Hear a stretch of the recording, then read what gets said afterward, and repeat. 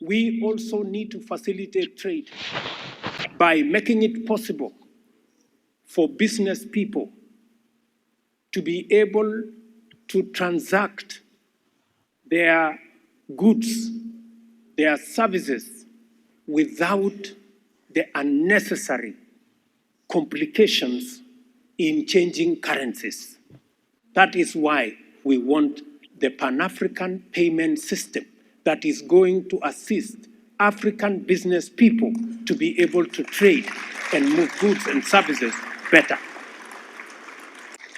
We have already made the decision as the government of Kenya that for you people from CONGO, BRAZZAVILLE, from tomorrow, you will not need any visa to come to Kenya. It is part of the reason that we'll begin to increase trade between our countries.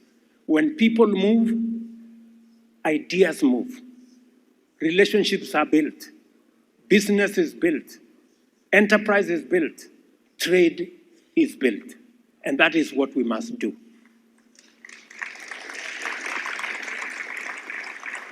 You are policymakers. I really want to persuade you.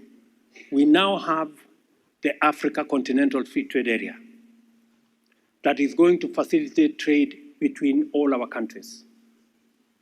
Among the conversations we are going to have with President Sassou is how to connect the Indian Ocean and the Atlantic by road. From Mombasa to Kampala, the road is already built. From Kampala to Beni, the road is being built. We want to build it now from Beni to Kisangani, and then from Kisangani, we want to bring it all the way to Pont Noir here, by road, by water, and by rail.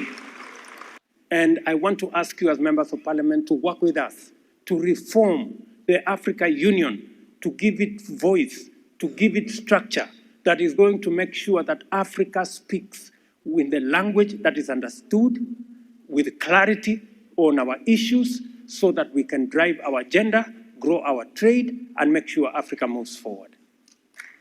I think we have a 0.2% tax that is supposed to be levied in our countries.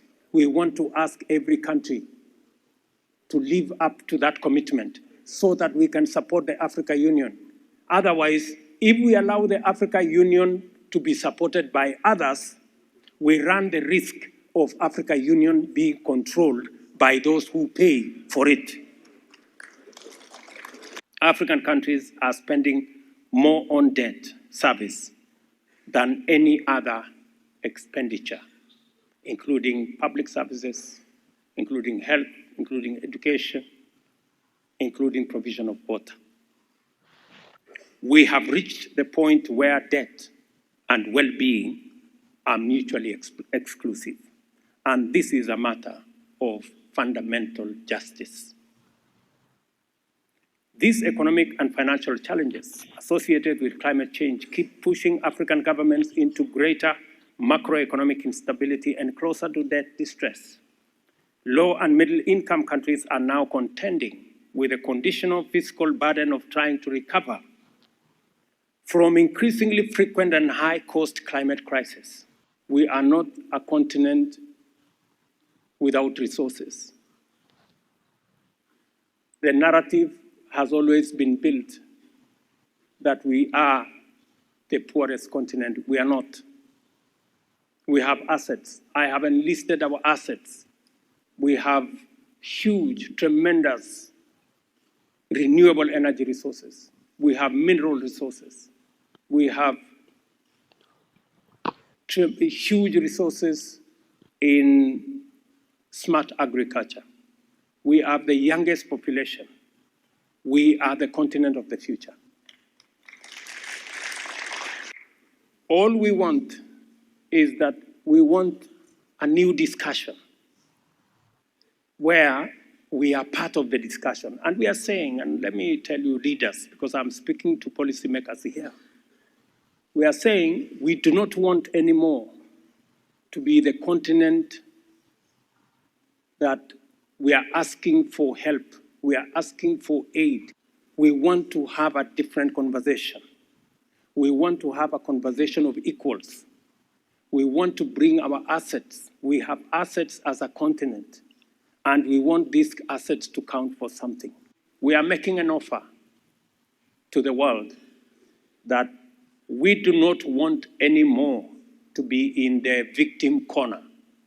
We want to be in the table of discussion on arriving at a solution to the challenge that we face collectively. Africa's position and offer is that we are able and we are willing to do our part in full and to commit our assets, including mineral resources, energy resources, agricultural capacity, and natural capital to promote the global decarbonization agenda. Africa is the young, clean, green continent of the future. Our multilateral institution system struggled to take into account African sovereignty and is structurally unable to attend to African aspirations. The mirrors do not reflect African faces because the architecture is defective and is un-African. I am not making the argument that Africa should despair and abandon all engagement in international affairs. I am not advocating that as regards global solidarity and collective action, Africa has the option to give up. No. On the contrary, I am arguing that as a continent, we have a historic opportunity to define a clear position, project a strong voice, and deliver a bold new message to the world. It is time for Africa to champion a new vision to transform climate action into green climate positive growth. No nation should have to contend with crises as frequent, severe, and large-scale as climate crises currently besieging Africa on their own. And no country should ever have to choose between climate action and national development on account of limited resources.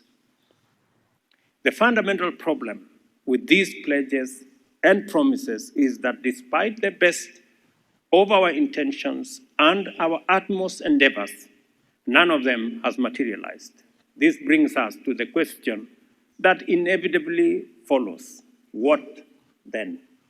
What do we do? Climate change is not an exclusively African problem, but an existential threat to humanity. Unfortunately, it is being addressed in terms of the usual geopolitical divide between the global north and the global south, developed countries versus developing countries, or rich countries against poor countries, just because the net polluters are from one side, while the net victims are on the other.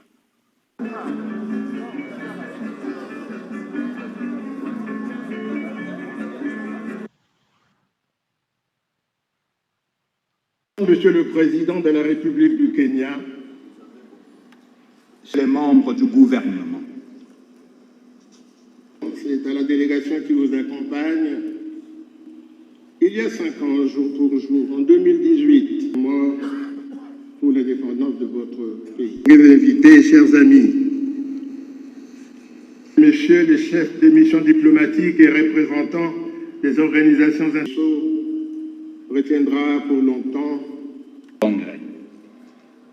Ainsi est circonscrit. Distingués invités, du Parlement réunis en Congrès en application du 30 juin 2023. Assemblée nationale, président du Parlement réuni en